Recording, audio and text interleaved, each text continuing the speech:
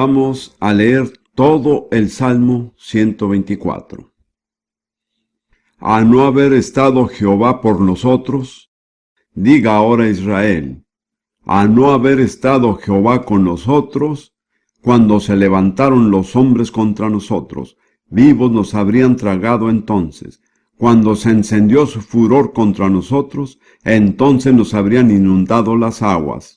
Sobre nuestra alma hubiera pasado el torrente, hubieran entonces pasado sobre nuestra alma las aguas impetuosas. Bendito sea Jehová, que no nos dio por presa a los dientes de ellos. Nuestra alma escapó cual ave del lazo de los cazadores. Se rompió el lazo y escapamos nosotros. Nuestro socorro está en el nombre de Jehová, que hizo el cielo y la tierra. Amén.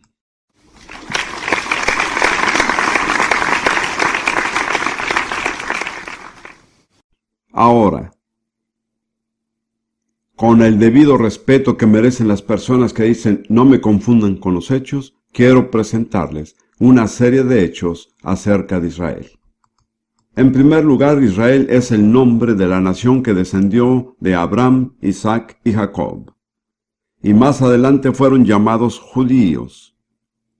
De modo que hoy día judíos e Israel son más o menos sinónimos. El nombre Israel o israelita aparece en el Antiguo Testamento más de 2500 veces. Ahora, si el nombre Inglaterra, Escocia, Gales o Irlanda apareciera tantas veces en la Biblia, todos estaríamos seguros de que es imposible entender completamente la Biblia a menos que se conozca algo acerca de Inglaterra, Gales o Irlanda. Lo mismo se aplica a Israel. No se puede entender plenamente la Biblia a menos que se sepa algo acerca de Israel. Si está confundido acerca de Israel, está confundido acerca de la Biblia.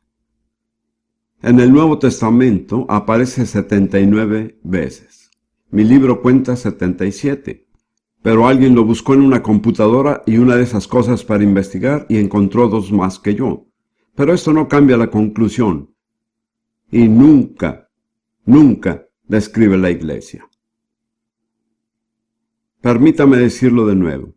El nombre Israel aparece 79 veces en el Nuevo Testamento y en ninguna instancia es una descripción de la iglesia.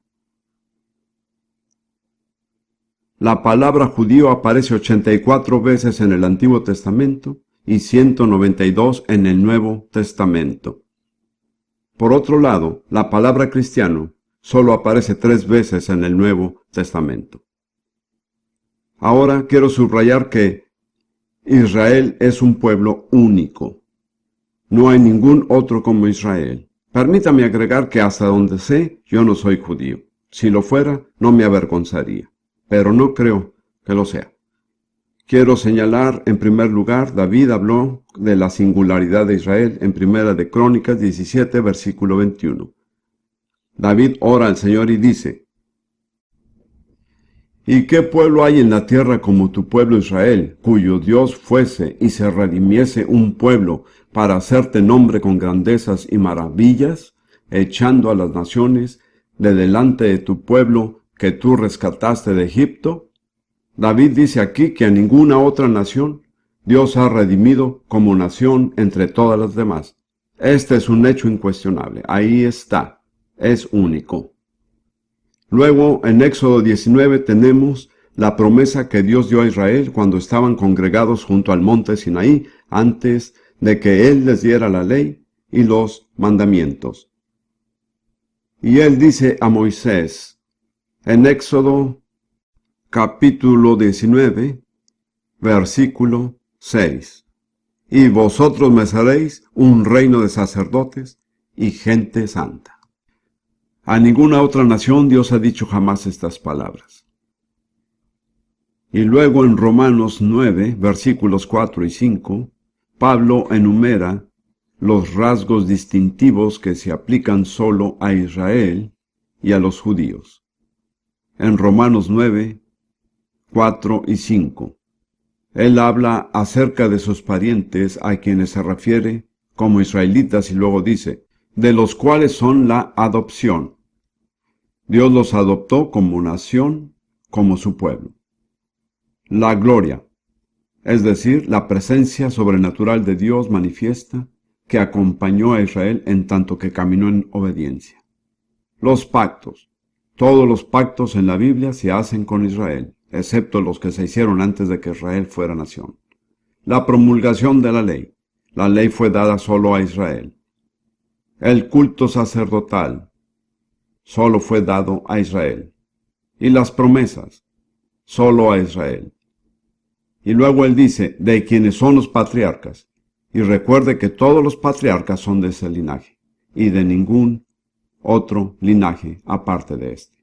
Y por último, y de los cuales según la carne, vino Cristo, el Mesías. Este es, repito, el rasgo más distintivo de todos. Fue por medio del pueblo judío, por medio de Israel, que el Salvador, el Mesías, Jesucristo, vino al mundo. No fue por medio de ningún otro pueblo. Y luego hay una palabra maravillosa en Apocalipsis 5, versículo 5, que de alguna manera es tan emocionante que casi me deja sin aliento. Tal vez usted entienda por qué esto me conmueve. Esta es una escena en el cielo, cuando Juan está allí y hay un libro delante de él y está sellado con 7 sellos. Y nadie puede tomar el rollo y abrir los sellos. Y Juan el revelador empieza a llorar amargamente porque anhela sobremanera saber lo que había dentro del rollo sellado. Y uno de los ancianos me dijo, no llores, he aquí el león de la tribu de Judá, la raíz de David, ha vencido para abrir el libro y desatar sus 7 sellos. No quiero entrar en los detalles del rollo, solo quiero señalar el título. ¿Quién era el león de la tribu de Judá? Jesús. Ahora, esto fue muchos años después de su muerte y resurrección. Y él todavía se llama el león de la tribu de Judá. Y es de Judá que proviene la palabra judío. Quiero señalar que la identificación de Jesús con el pueblo judío no fue temporal.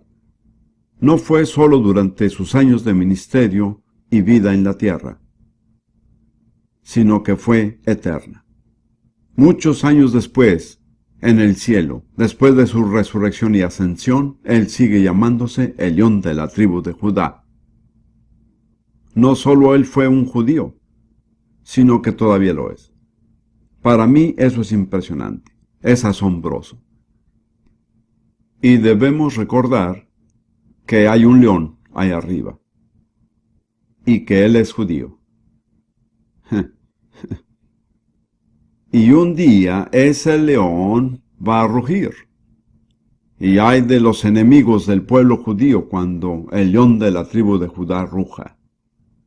Yo no quisiera estar de ninguna manera contra él en ese momento. Una última, y creo que tal vez la aclaración más importante que se ha hecho acerca del pueblo judío está en Juan capítulo 4, versículo 22, donde Jesús habla de la mujer samaritana, y él dice a esta mujer samaritana, vosotros los samaritanos adoráis lo que no sabéis, nosotros adoramos lo que sabemos, porque la salvación viene de los judíos. Son 6 palabras, ¿no es así? La salvación viene de los judíos. 6 palabras impresionantes. ¿De dónde vino la salvación? De los judíos. Sin judíos no hay salvación. Yo soy gentil, pero quiero decirle que toda mi herencia espiritual, cada bendición espiritual que he disfrutado, se la debo a un pueblo, al pueblo judío. Sin ellos no hay patriarcas, no hay profetas, no hay apóstoles, no hay Biblia y no hay Salvador. ¿Cuánta salvación tendríamos usted o yo sin estas 6 palabras? La salvación viene de los judíos. Más nos vale recordarlo, queridos hermanos y hermanas. Más nos vale conducirnos como corresponde. Cada uno de nosotros que recibimos las bendiciones de Jesucristo debemos todas nuestras bendiciones espirituales a una nación, al pueblo judío.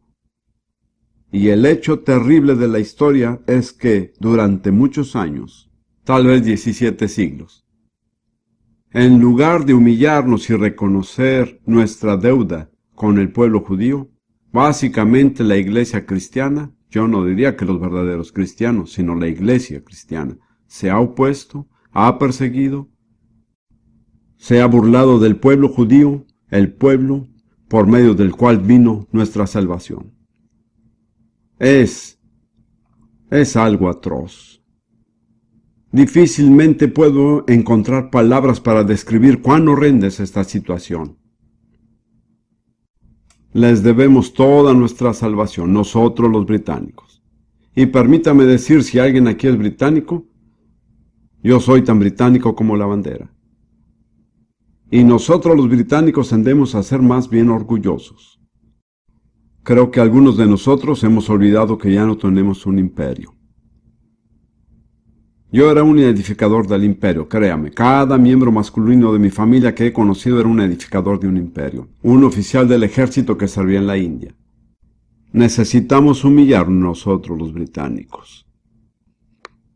Tenemos que decir al pueblo judío que lo sentimos. No los hemos estimado.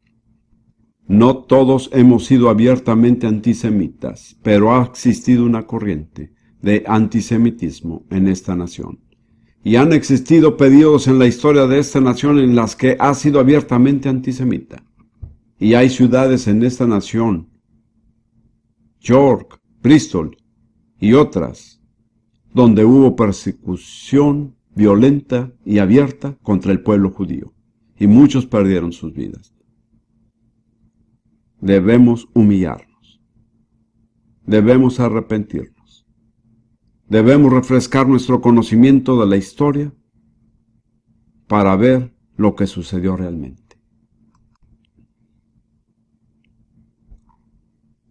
Ahora voy a mostrarle otro hecho único acerca del pueblo judío, absolutamente único. Toda su historia se ha predicho por medio de profecías. Eso no sucede con ninguna otra nación. Pero toda la historia del pueblo judío desde Abraham en adelante fue anunciada por medio de profecías en la Biblia.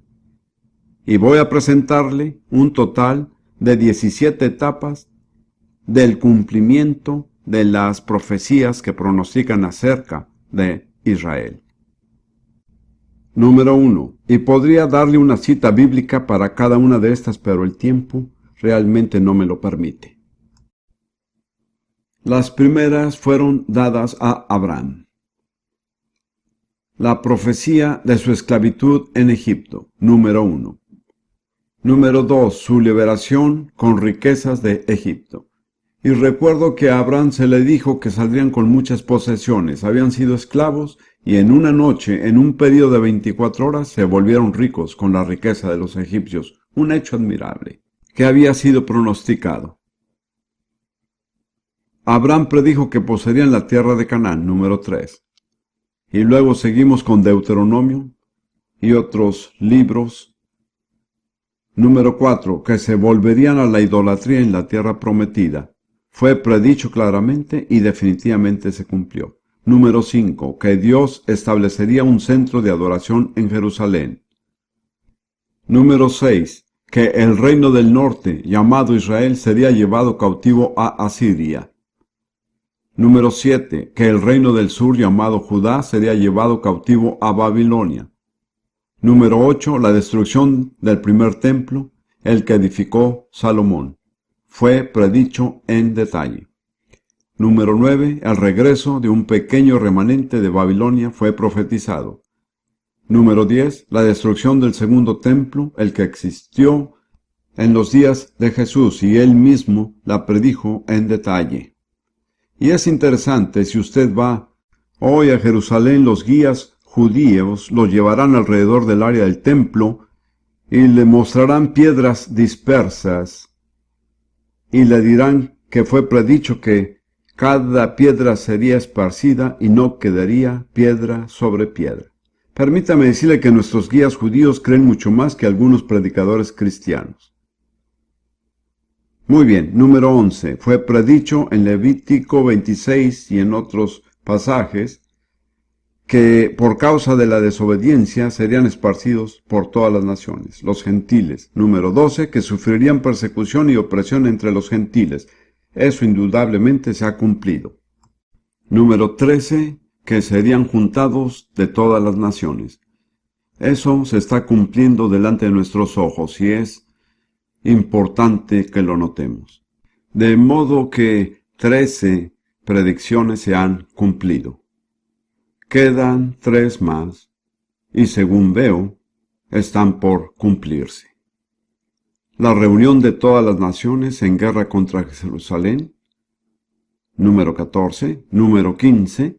La revelación sobrenatural del Mesías a su pueblo. Y número 16. La venida del Mesías en gloria y poder para establecer su reino sobre la tierra. De modo que de las 16 predicciones se han cumplido 13. Según en matemáticas, y yo no soy muy hábil en matemáticas, eso es como el 81%. Yo diría que no me parece que seamos unos locos fanáticos si creemos que las 3 predicciones restantes se cumplirán. La gente nos mira raro, como si creyéramos cosas raras, pero para mí, que fui lógico profesional antes de volverme predicador, para mí es lógico creer que si un libro predice 13 sucesos con anticipación, con exactitud y precisión, cualquier otra predicción que haga ese libro debe tomarse con mucha seriedad. Ahora quiero abordar el tema que probablemente es el más controvertido en la política contemporánea, que es el plan de Dios para la tierra de Israel, llamada equivocadamente Palestina. Permítame decirle que es totalmente contrario a la verdad bíblica llamarla Palestina. Palestina significa tierra de los filisteos. Y nunca se usó hasta que los romanos habían conquistado y destruido el primer templo. Entonces usaron el nombre Palestina para aseverar que los judíos ya no tenían derecho alguno sobre ella. Fue una palabra antisemita escogida deliberadamente.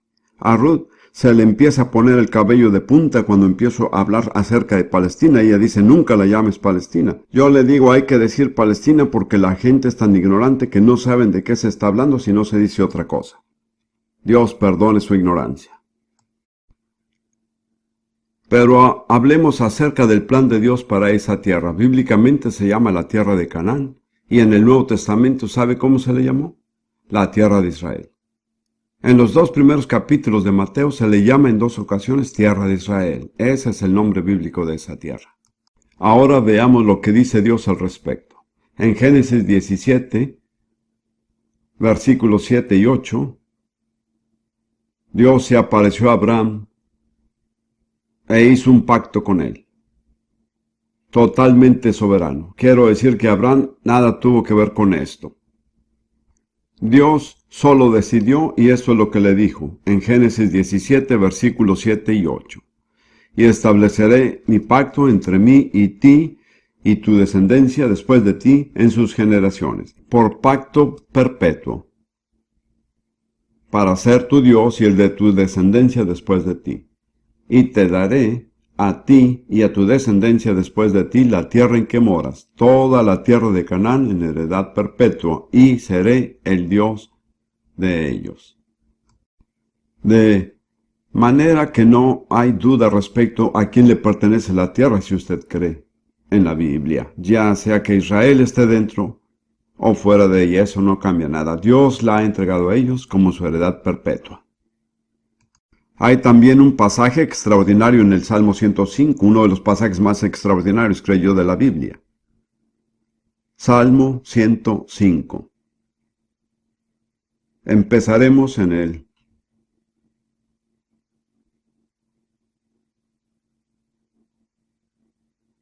versículo 7. Es interesante en mi Biblia porque llego al final de la página y luego tengo que voltear la página para encontrar lo que dice el siguiente versículo, y es un punto decisivo. Esta es una declaración acerca del plan de Dios para una tierra. Y en ella usa más palabras para describir el compromiso total de Dios que cualquier otro pasaje de la Biblia que yo conozca. Salmo 105, versículo 7. Él es Jehová nuestro Dios.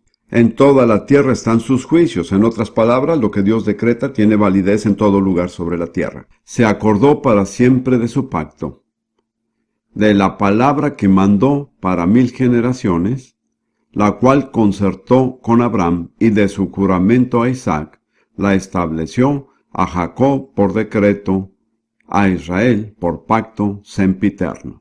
En estos 4 versículos, Dios usa más palabras para describir su compromiso total con algo que en cualquier otro pasaje de la Biblia. Usted no puede encontrar otro pasaje así en la Biblia. Permítame citar las palabras pacto, palabra, concertó, juramento, decreto y pacto sempiterno. Ahora, lo interesante para saber qué hace Dios con semejante compromiso absoluto, tan serio y sin reservas, tengo que dar vuelta a la página de mi Biblia porque llego al final de la página y me quedo sin aliento al descubrir de qué se trata. Diciendo, a ti te daré la tierra de Canaán como porción de vuestra heredad. De modo que todas esas palabras, pacto, palabra, concertó, juramento, decreto y pacto sempiterno, se aplican a la entrega de Dios de toda la tierra de Canaán, a los descendientes de Israel. Yo creo que cualquiera que se opone a esto se opone a Dios. Luego, en Jeremías capítulo 30,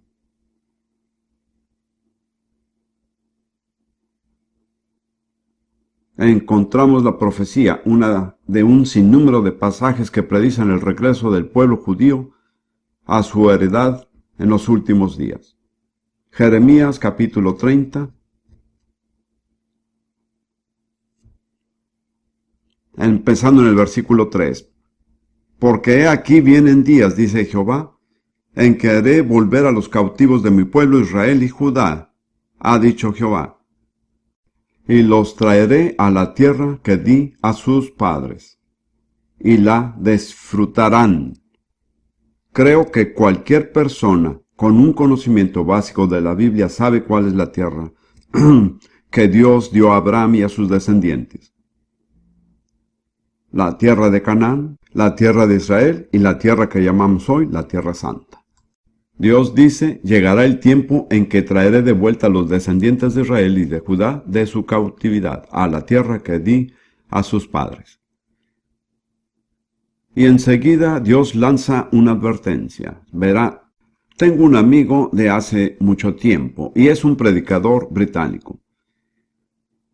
Y a alguien le pregunté una vez, ¿cree usted que el regreso de los judíos a esa tierra sea obra de Dios? Dios le bendiga.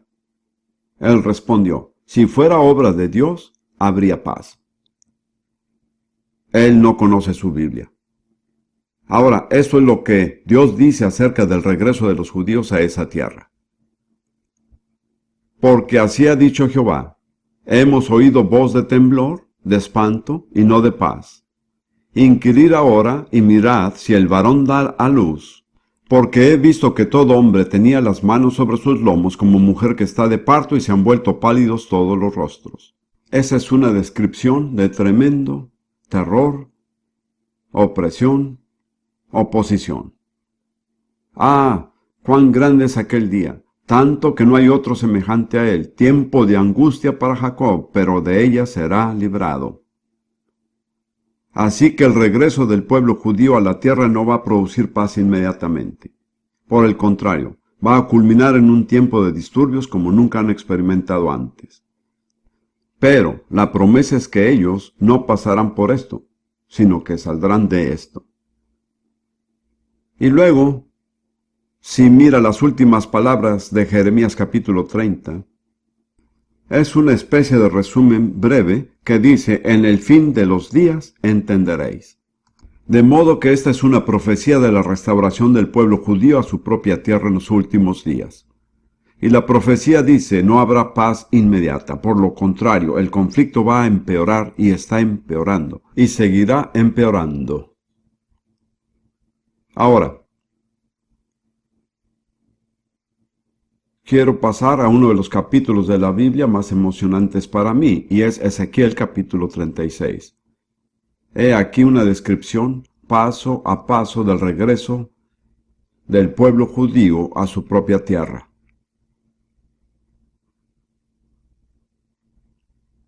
Empieza en Ezequiel 36, versículo 16. Vino a mí palabra de Jehová diciendo, Hijo de hombre, mientras la casa de Israel moraba en su tierra, la contaminó con sus caminos y con sus obras. Como inmundicia de menstruosa fue su camino delante de mí.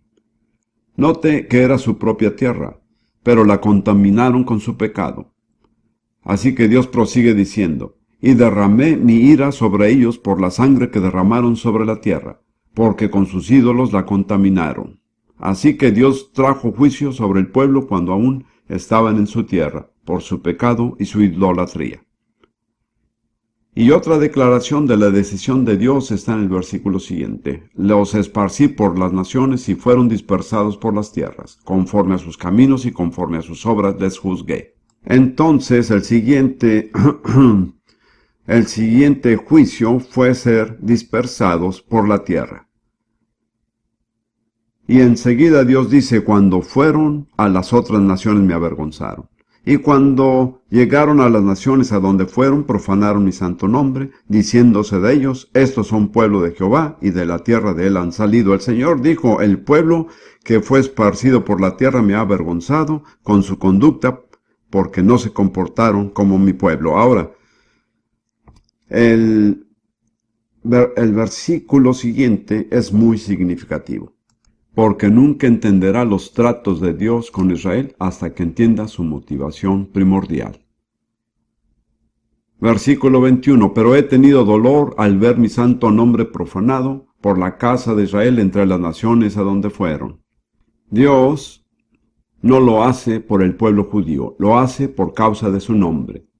Si usted no comprende esto, no podrá entender los acontecimientos de la historia. Dios ha intervenido por la gloria de su nombre.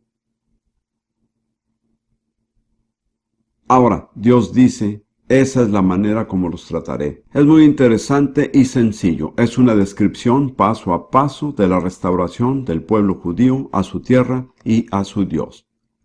Tal vez usted diga, Dios, ¿por qué lo hiciste así? Deberían primero arrepentirse y luego regresar a la tierra. Bueno, usted tendrá que discutir eso con Dios, porque Dios dice que no va a suceder de esa manera. Ellos van a regresar a la tierra y luego arrepentirse. Muchos cristianos dicen, yo podría creer en la restauración del pueblo judío si ellos se arrepintieran y reconocieran a Jesús como su Mesías. Usted tendrá también que discutir eso con Dios, porque Dios lo ha organizado de otra manera. Él dice en el versículo 22, por tanto di a la casa de Israel, así ha dicho Jehová el Señor. No lo hago por vosotros, oh casa de Israel, sino por causa de mi santo nombre, el cual profanasteis vosotros entre las naciones a donde habéis llegado. Y santificaré mi grande nombre profanado entre las naciones, el cual profanasteis vosotros en medio de ellas, y sabrán las naciones que yo soy Jehová, dice Jehová el Señor, cuando sea santificado en vosotros delante de sus ojos. Voy a reclamar la gloria de mi nombre, por lo que hago por ustedes y en ustedes. Y luego continúa con algunos pasos sencillos que se están cumpliendo con exactitud en nuestros días. El siguiente paso, versículo 24, y os tomaré de las naciones y os recogeré de todas las tierras y os traeré a vuestro país. ¿A cuál país? A su propia tierra, estuvieran o no en ella. Siempre ha sido su tierra, porque Dios se las dio por un pacto sempiterno. Pero han estado fuera de ella. Sin embargo, Él dice ahora, Dios dice, os tomaré de las naciones y os recogeré de todas las tierras y os traeré a vuestro país. Fui estudiante de la Universidad Hebrea de Jerusalén.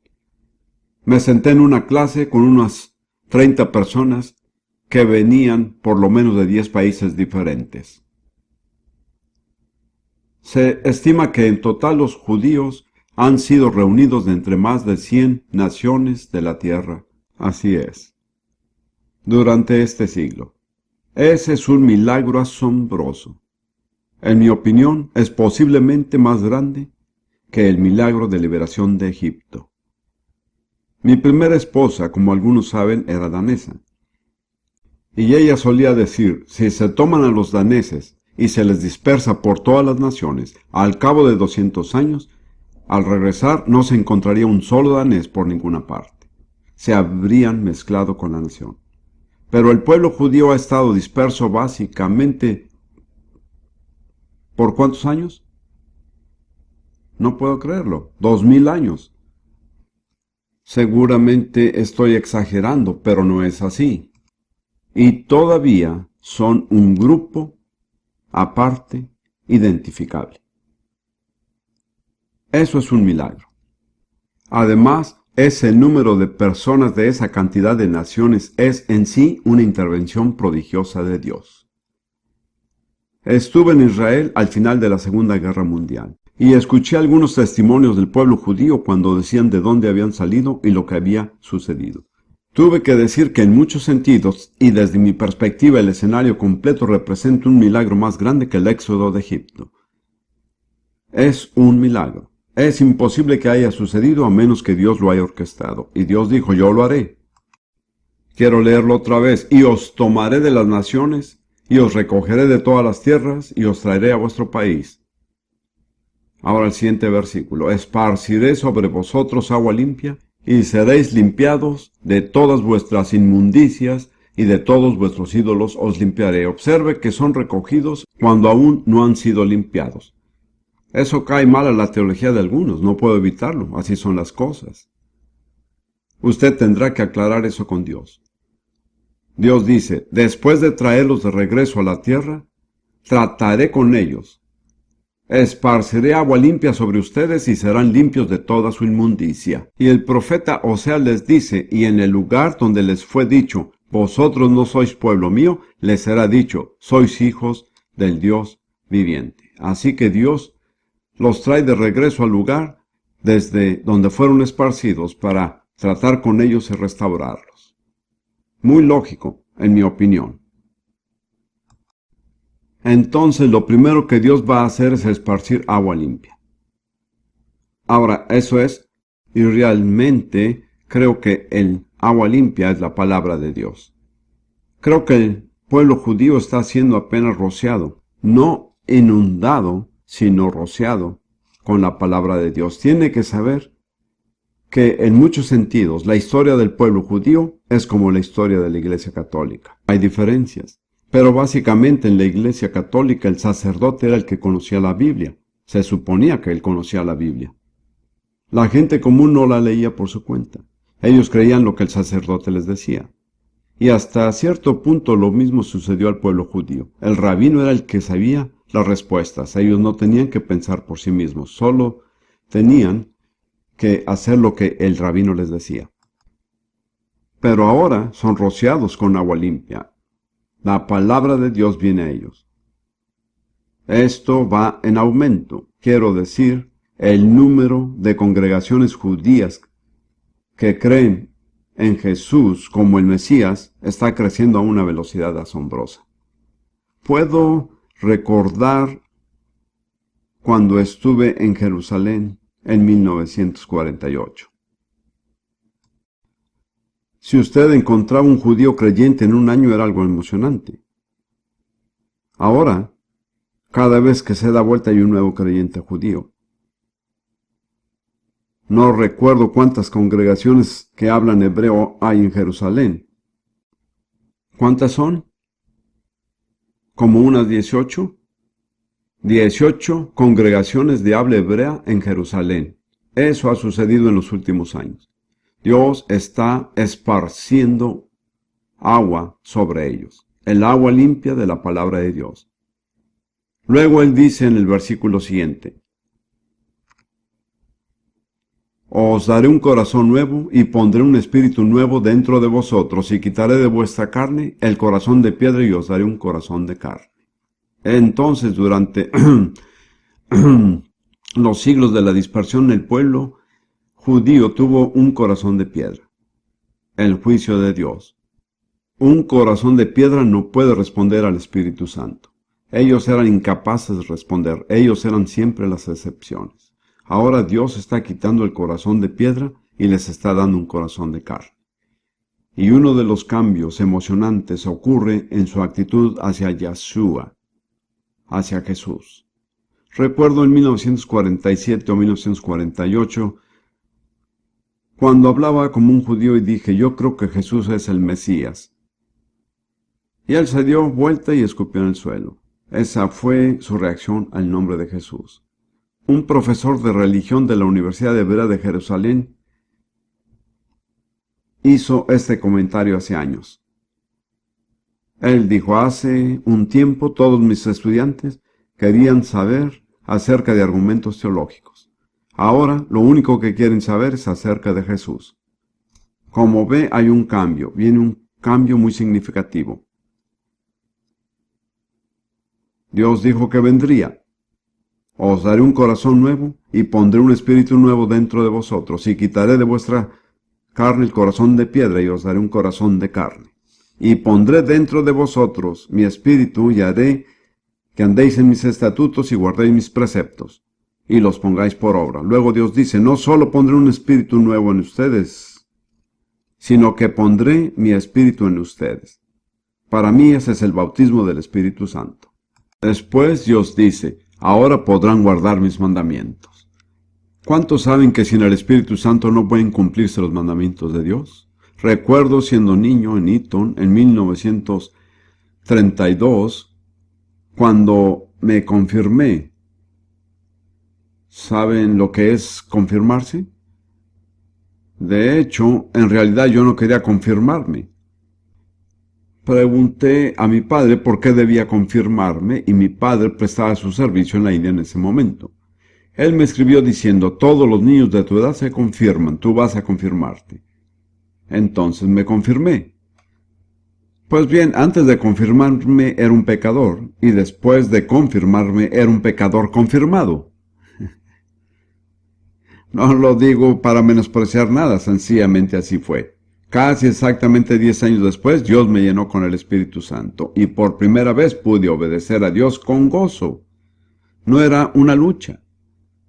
Así va a suceder con el pueblo judío. Dios dice, pondré dentro de vosotros mi espíritu y haré que andéis en mis estatutos y guardéis mis preceptos. Llegamos al último versículo. Versículo 28. Habitaréis en la tierra que di a vuestros padres, y vosotros me seréis por pueblo, y yo seré a vosotros por Dios. Tiene que mirar el final, como ve, todas estas etapas, pero el clímax es, vosotros me seréis por pueblo, y yo seré a vosotros por Dios. Y Dios ha descrito con gran sencillez las diferentes etapas por medio de las cuales los llevará hasta ahí. De modo que si usted tiende a criticar al pueblo judío, y eso no es difícil, de hecho, los que más critican al pueblo judío son los judíos mismos. Pero considere nada más, sea paciente. Dios está obrando.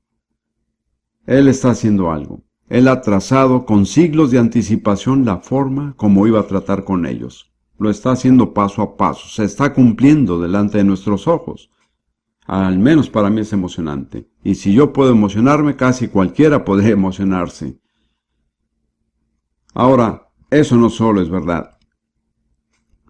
Era verdad, pero ya he cambiado mucho. Ahora quiero llevarlo a leer este pasaje en hebreo, entre el versículo 23 de Ezequiel 36 y el versículo 30. Dios habla en primera persona de lo que Él hará 18 veces.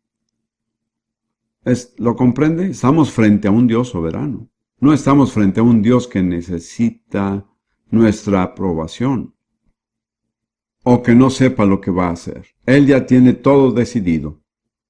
Y dice lo que hará 18 veces. Santificaré, tomaré, recogeré, esparciré. ¿Cree usted en la soberanía de Dios? Yo definitivamente sí. Eso no me hace un calvinista, pero mi definición de la soberanía de Dios es esta. Dios hace lo que Él quiere, como lo quiere, cuando lo quiere.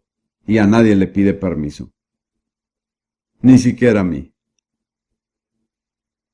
Algunas personas piensan que Dios necesita su permiso antes de Él hacer algo, pero no es así. Ahora, todo esto tiene una aplicación muy importante para usted y para mí y para otros muchos.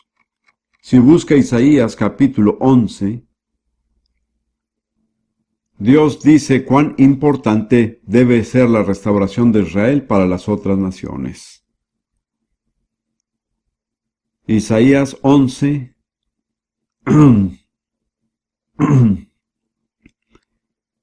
versículos 11 y 12.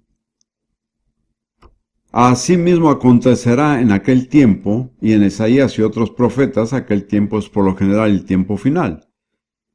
No siempre, pero usualmente, que Jehová alzará otra vez su mano para recobrar el remanente de su pueblo, que aún puede en Asiria, Egipto, Patros, Etiopía, Elam, Sinar y Amad, y en las costas del mar.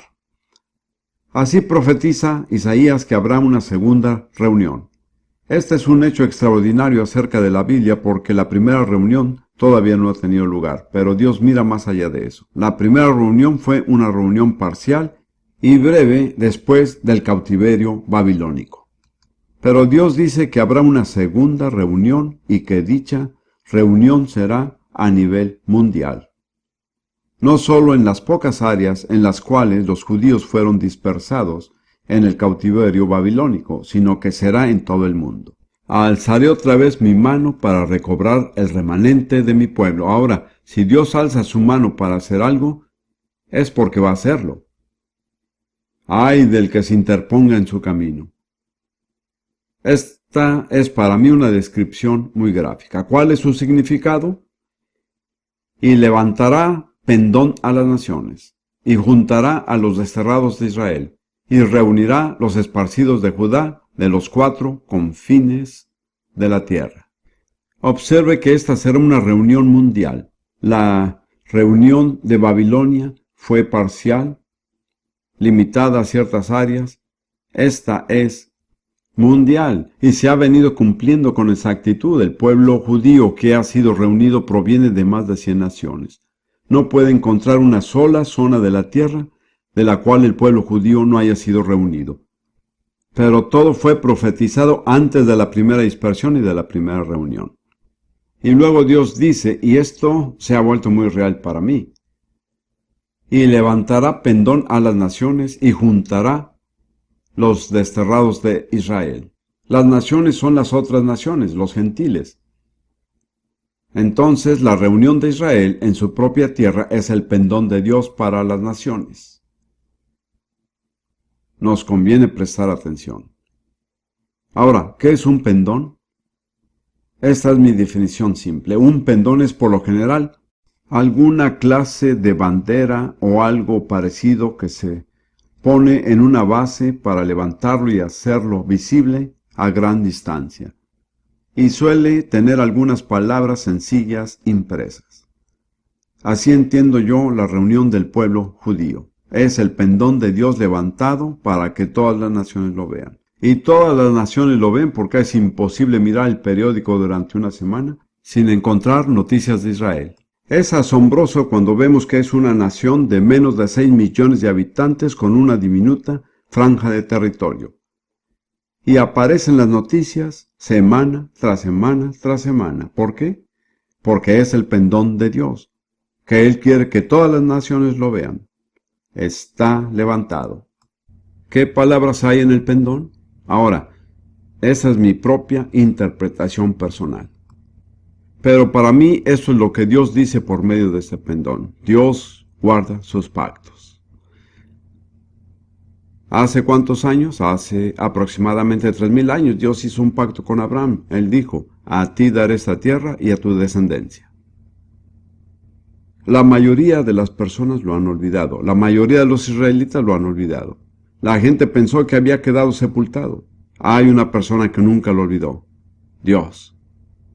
Él dijo: yo guardo mi pacto. Cuán importante es para nosotros saberlo. Dios guarda sus pactos.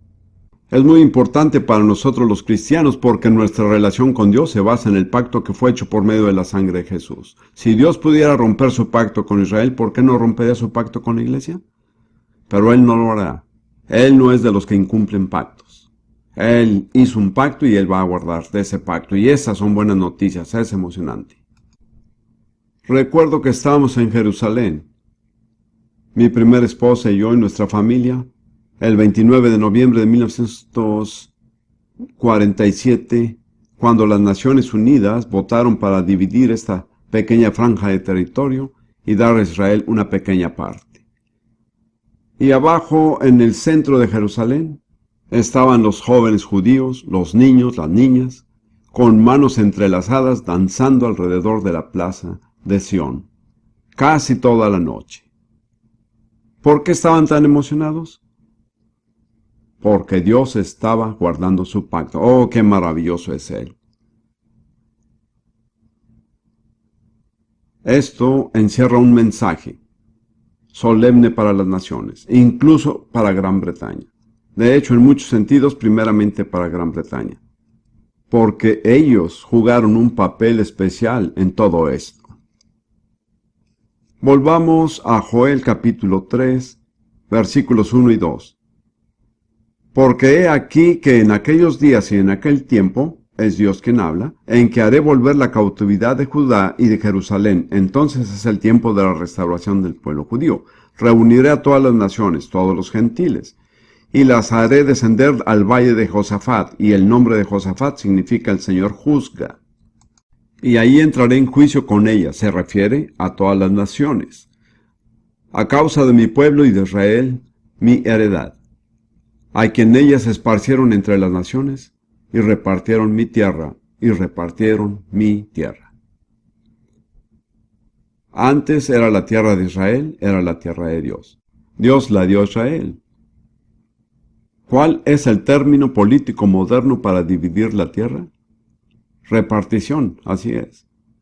Así que Dios va a juzgar a las naciones que han repartido esta tierra. Y la primera en la lista es Gran Bretaña.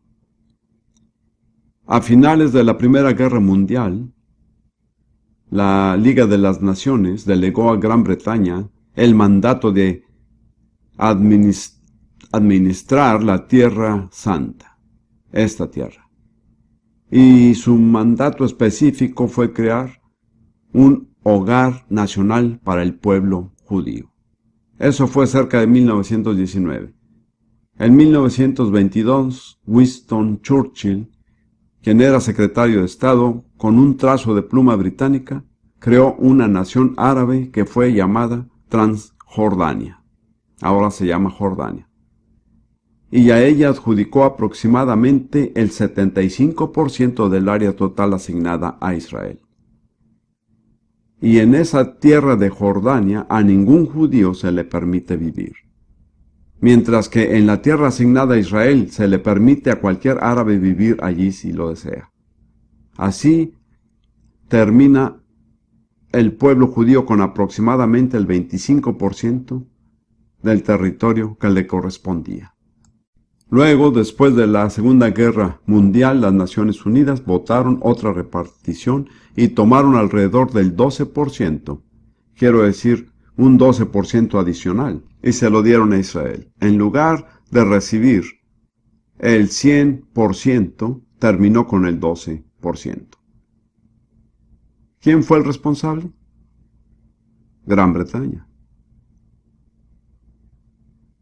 Ahora, después de eso, como sabe, las Naciones Unidas votaron para dar a Israel un estado propio. Yo fui testigo ocular de esto.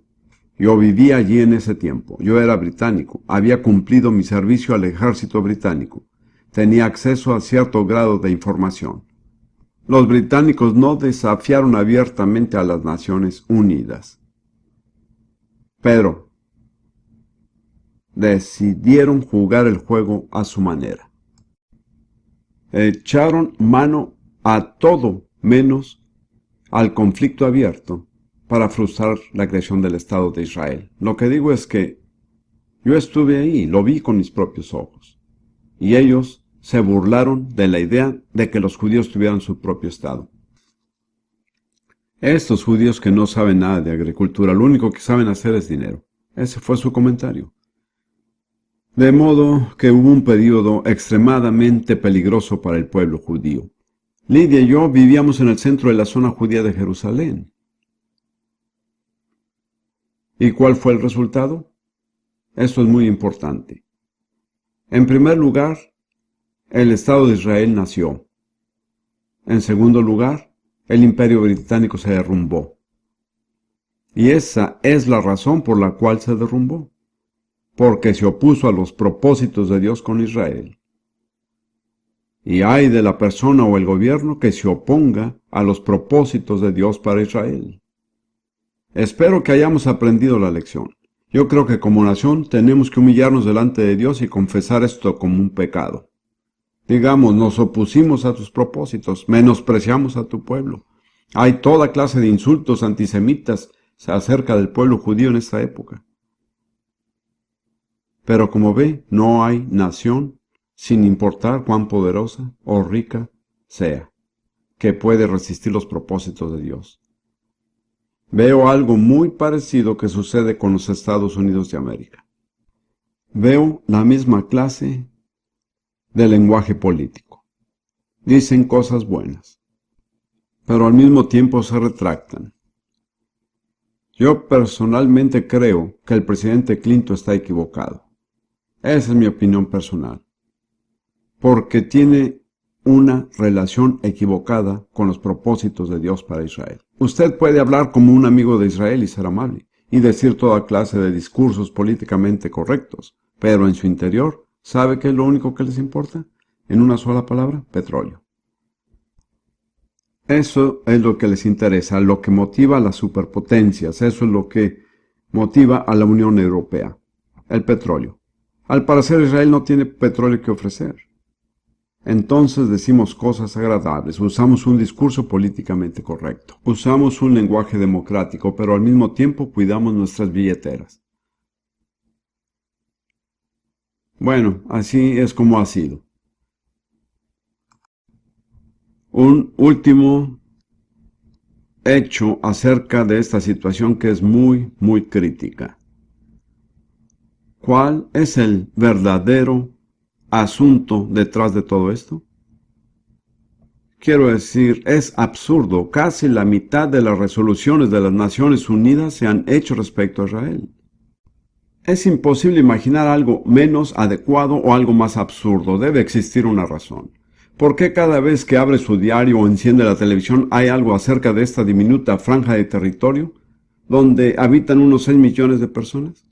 Una gota en el gran cubo del mundo. ¿Cuál es el porqué de la presión, la oposición, el conflicto? Intentaré explicarlo. Permítame pasar a Mateo, capítulo 23.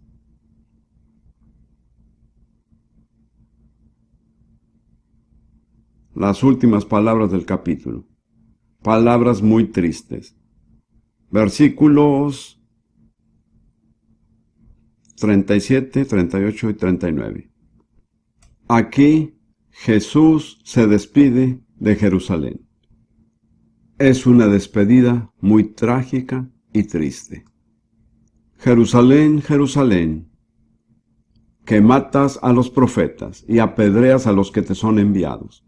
¿Cuántas veces quise juntar a tus hijos como la gallina junto a sus polluelos debajo de las alas y no quisiste? Y es plural. Hay una cierta voluntad colectiva del pueblo judío. Ellos, como pueblo, no quisieron. Luego dice, he aquí tu casa os es dejada desierta. Cuando él dice tu casa, se refiere al templo, porque lo llama Abiad, la casa. Y en efecto, en el curso de una generación fue totalmente destruido. Luego prosigue con el último versículo. Porque os digo que desde ahora no me veréis, hasta que digáis, Bendito el que viene en el nombre del Señor. Aquí habla en plural. Os digo es una frase plural, no es Jerusalén, es el pueblo judío. No me veréis hasta que ustedes, el pueblo judío, digan, bendito el que viene en el nombre del Señor. Ese es el saludo hebreo que se acostumbra. Baruch Hashem Adonai. Bendito el que viene en el nombre del Señor. Así que él dice, no voy a regresar hasta que estén listos para recibirme. Entonces, debe preparar el corazón del pueblo judío antes de su regreso. Y si busca en Zacarías capítulo 12, encuentra la pieza final de esta imagen. Zacarías 12,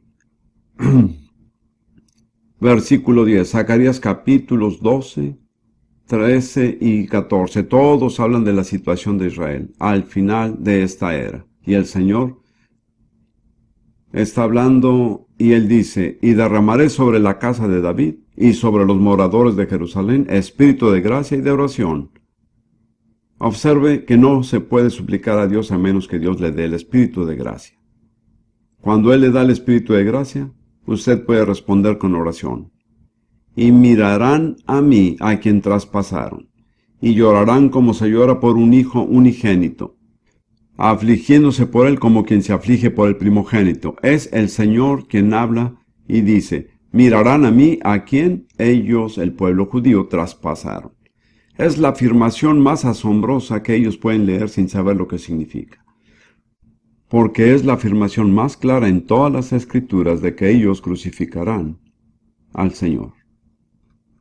Mirarán a mí a quien traspasaron. Y luego dice,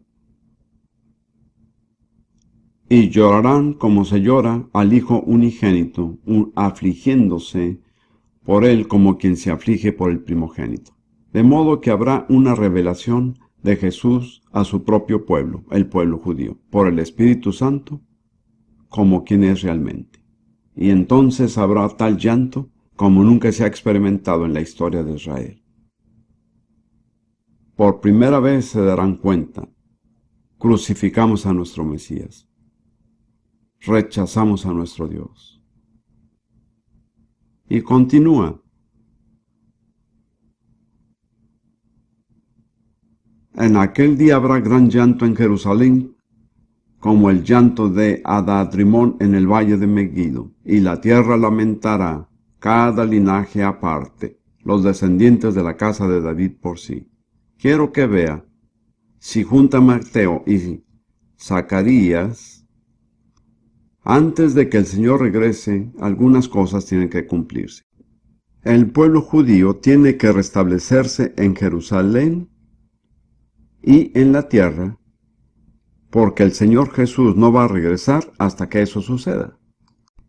Luego tiene que haber una revelación sobrenatural de Jesús que hará volver los corazones de las personas a Él. Ahora, ¿qué cree usted que Satanás, el Dios de esta era, teme más que nada? ¿Qué es lo único que le molesta? ¿Que lo molesta sobremanera? Yo diría que el regreso de Jesús. Porque solo hasta que Jesús regrese, Él puede perder muchas batallas, pero nunca perderá la guerra. Puede perder muchas almas, pero sigue siendo el Dios de esta era.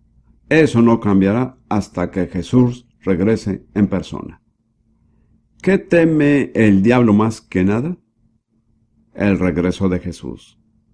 ¿A qué se opone con todas sus fuerzas? A todo aquello que prepare el camino para el regreso de Jesús. El pueblo judío tiene que estar en Jerusalén como su ciudad, y ellos tienen que estar ocupando la tierra antes de que Jesús regrese. Así es. Esto es lo que está detrás de todo el alboroto y el escándalo. Satanás está haciendo todo lo posible por evitar que se organice el escenario que traerá de vuelta al Señor. Y ahí es donde las naciones están involucradas. Porque Él va a juntar a todas las naciones y va a juzgarlas conforme han respondido a su concesión de toda la tierra de Israel. ¿No es asombroso? también es aterrador. Yo oro por esta nación, la Gran Bretaña, que no se ponga del lado equivocado. No puedo garantizarlo, pero oro por esto. Como verá, es trágico porque en cierta forma el pueblo británico, los cristianos británicos, abrieron el camino para el restablecimiento de Israel como nación.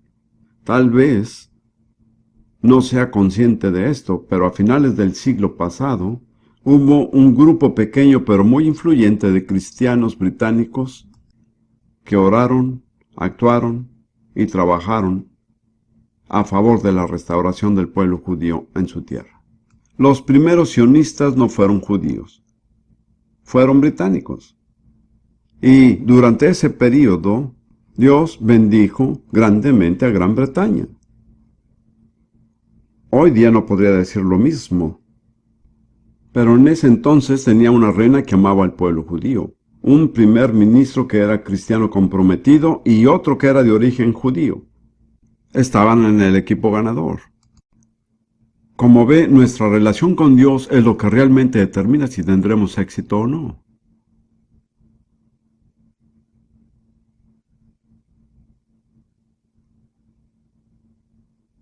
Ruth y yo adoramos en una iglesia en Jerusalén que según creo fue fundada en 1840, la primera iglesia protestante en Medio Oriente.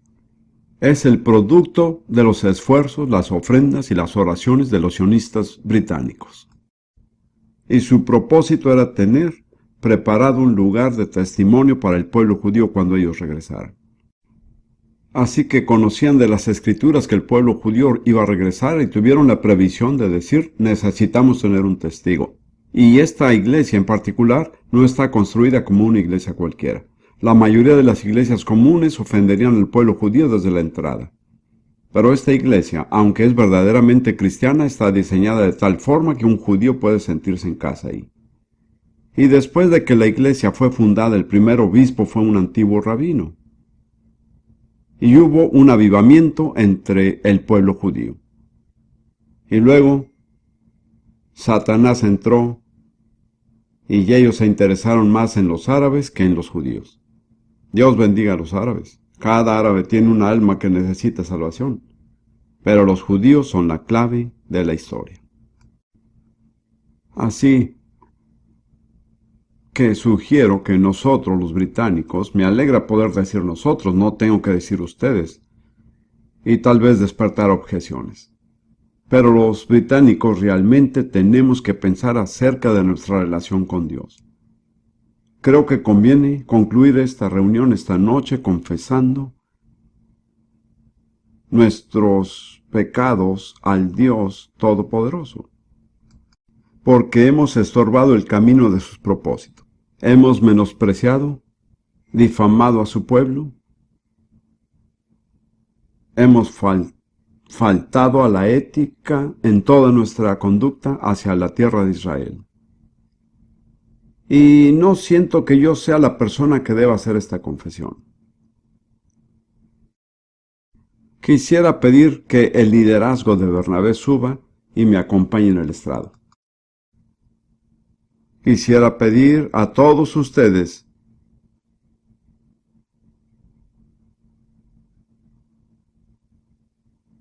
que son verdaderos británicos, que creen en el Señor y que le den la importancia de vida a este momento porque puede realmente ayudar a cambiar el destino de Israel y el de Gran Bretaña.